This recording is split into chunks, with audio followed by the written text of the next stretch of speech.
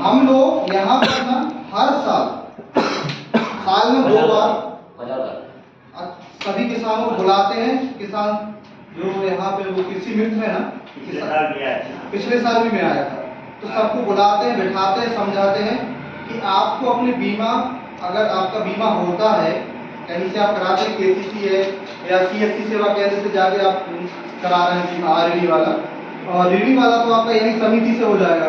अगर आरईडी कहीं से हो रहा है आपका बीमा, तो वहाँ से आपको बीमा की रसीद मिल जाएगी, आप रसीद लेना चाहें। और जब आपका नुकसान होता है, व्यक्तिगत नुकसान, उसके लिए आपको 72 घंटे के अंदर इस 1444 टोल फ्री नंबर पर आपको शिकायत देना अनिवार्य रहता है। अगर आप शिकायत नहीं देंगे तो आप ये नहीं बोल सकते कि मुझे बीमा नहीं मिला, क्योंकि आप शिकायत ही नहीं किए। अगर आप एक बार गांव में हैं, अगर आपसे शिकायत नहीं हो रही है, तो जो जिला सहकारी बैंक के समिति के प्रबंधक हैं, आप इनको बोल दीजिए मेरा बीमा काटे, आप मेरा शिकायत करा दीजिए। वो खुद अपने ही सिस्टम से, कंप्यूटर से आपकी शिकायत दर्ज करा देंगे।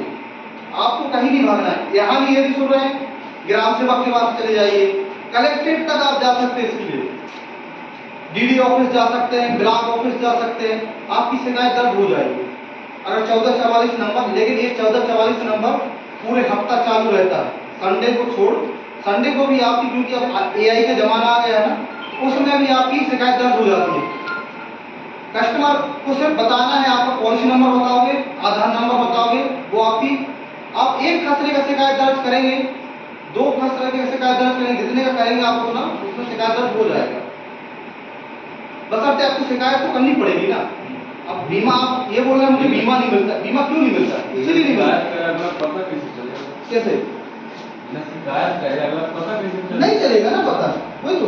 अब आप देखो, सिर्फ आपको सिंचित धान में 1320 रुपये लग रहा है, एक मतलब 2.5 एकड़ का, 2.5 एकड़, और असिंचित में आपको 946 रुपये लग रहा है। क्या लग रहा है? 2% लग रहा है।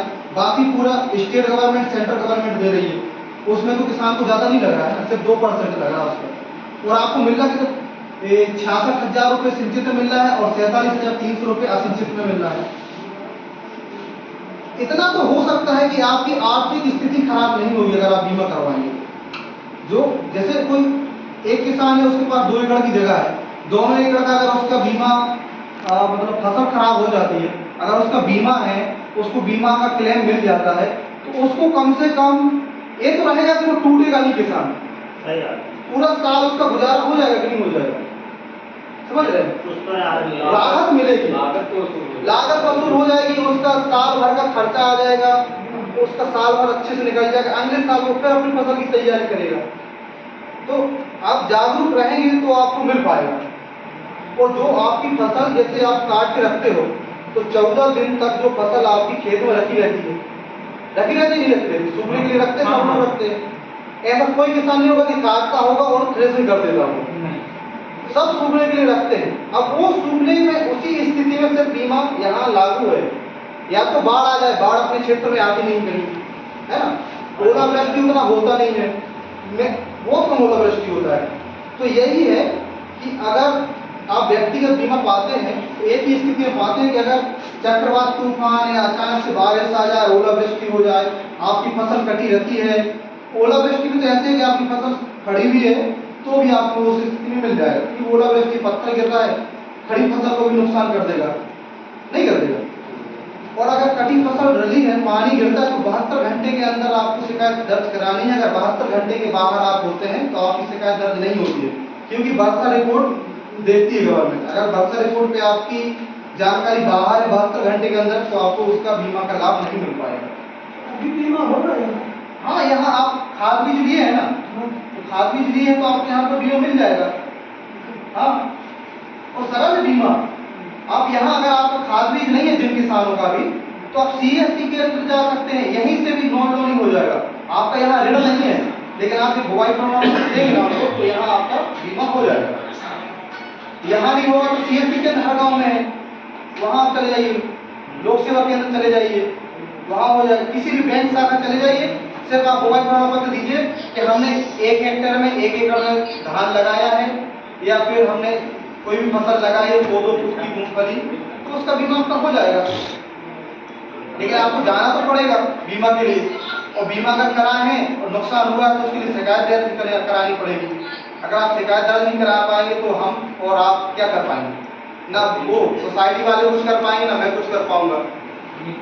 तो थोड़ा सा आपको जागरूक होना पड़ेगा और उसका लाभ भी आप उठा सकेंगे अगर नुकसान होता है। क्योंकि देखो, अगर नुकसान होगा तो बीमा मिलेगा, ये सीधा रहता है। अगर गाड़ी का एक्सीडेंट होता है तो ही आप बीमा लग पाते हैं ना, तभी मिलता है ना बीमा, जब एक्सीडेंट होगा।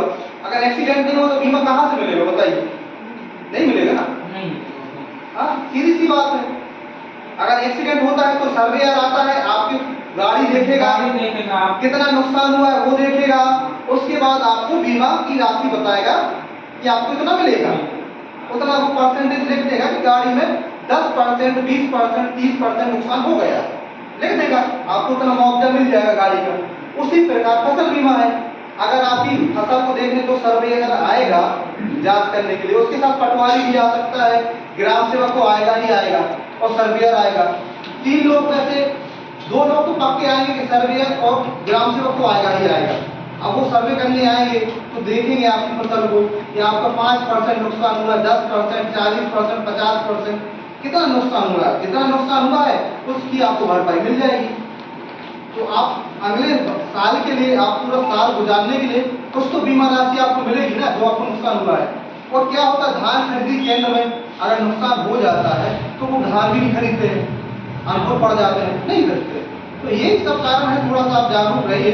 अगर किसी को कुछ समझना हो और तो मैं बता दूंगा आपको। कोई जो जिसको समझ में ना आया हो बताइए भैया। आ गया हमें समझ में, आ गया, ठीक है।